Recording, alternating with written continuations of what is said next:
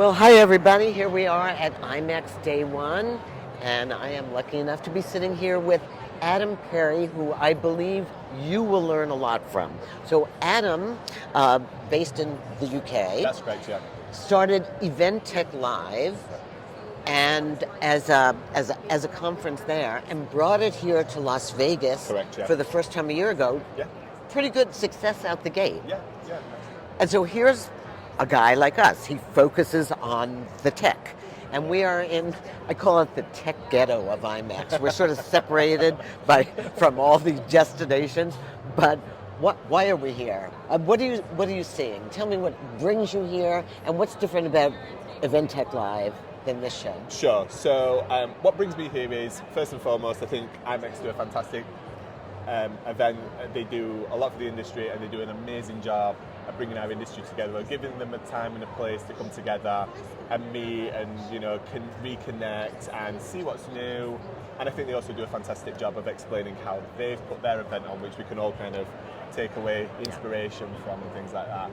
I'm personally here. It's a moment in time, which is an opportunity for us to reconnect with some of our industry network and friends and customers.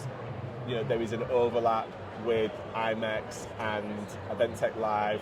Some of our customers are obviously still participating in IMEX. It's a great event for them to touch base with their prospects and lead capture and have the hosted buyer experience and things like that. But I'm also here to see what's new and see what news is breaking. There's been some news, as we know, that's already broken at the show and things like that. So we don't know. Tell us. We don't know. We know nothing. So it looks like Zoom and Swoogles are now part and parcel of the same company. I've yet to get into it as to what that actually means for the industry, what it means for Zoom, what it means for Swoogles, what it means for their customers, which I'm sure we'll all hear about over the coming weeks and months. I think coming to events like this is an opportunity to kind of hear some of that story first. Well, and last year when we were here, Stovo was brand new. It was the amalgamation of a couple of different events companies. But I do see a couple of new players on the show floor also that I wasn't familiar with, and I'm going to go check them out. But I feel like we are on the verge of, virtual events were our lifeblood during the pandemic. Yes, correct. We come out of the pandemic and live events, was almost irrational exuberance, so excited to be back.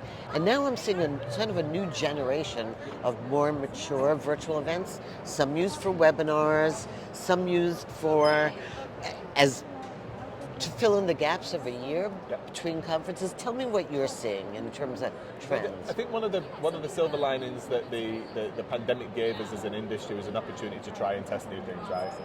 And before, as businesses, we've been very much focused on the in-person, the face-to-face experience. But I think actually during the pandemic we got a taste of becoming more media companies and community companies and delivering of educational content in a digital means which we'd not necessarily experienced before. And yes, there was absolutely that rush back to in-person events, and we're all glad for it. And I think now actually after that rush back to in-person, there's kind of a trickle back to a refocus of kind of like what is our strategy to engage with our customers, our members, our community. And I think there's lots more encouraging signs that, if you want to call it virtual, let's call it digital, whatever you want to call it, I think it's all the same. But like, how can we now weave this in as a part of our strategy so we become a stronger business, we add more value to our customers and things like that. And so do you think, has the events planner's role become larger through all this, or they never really held the budgets that the marketing people had. So what do you see on the business side of this? Yeah, I think now, and this was one of the pain areas, right, of virtual events is there wasn't a huge amount of experience with it. How do we do this? I'd never signed up to do this. And actually, as businesses are evolving, some individuals and some companies have kind of now added that all to the event planner role. And I think you take some credit for that, because I think things like ETL bring events planners to the forefront. They are the rock stars when you walk through a show, whether it's their sustainability efforts, whether it's their training of their staff. Events planners sort of were like nerds used to be. They're sort of like the unsung heroes. Absolutely, yeah. And I think going back to your earlier question of like what's different between IMEX and Event Tech Live, right? The principle is very much the same. We're here to bring people together to be able to learn and connect with supply chain and have the marketplace opportunity and have access to education. IMEX do a fantastic educational program. Smart Mondays yesterday was fantastic. There's content going right through the. I mean, it's the core of the show. However, IMEX obviously has a wide band of customer to serve, a wide band of attendee, a wide customer base. So therefore, their education program needs to cover lots and lots of broad spectrum of things. What the value of Event Tech Live is, it brings focus to the topic. We can go deep. So let's see how crazy deep you go. Are you VR, virtual reality in events? Yeah, Event Tech Live that's coming up in November for London, which is its 10th year. We've got everything from what I would call the back office, the more dull, maybe not exciting stuff, but it's very important, the operational side, the streamlining of processes, the freeing up of time, as I call it, all the way through to that cutting edge, really kind of blue sky thinking, bleeding edge stuff of like what's possible. You know, AI is the topic of the moment, so I think we've got a number of sessions across the show on AI because I think it's really interesting at the moment. And that's the other thing about Event Tech Live. Event Tech Live very much follows what's kind of on the peak of trends and up and coming and where people want to explore a little bit. Yeah.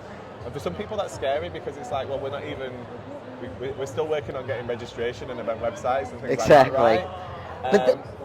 But don't you think you're going to see that? So I think, yes, we spend a lot of time with ChatGPT and Midjourney now, but ultimately it's going to be built into your Cvent or your Zoom or whatever. Zoom just announced AI capabilities.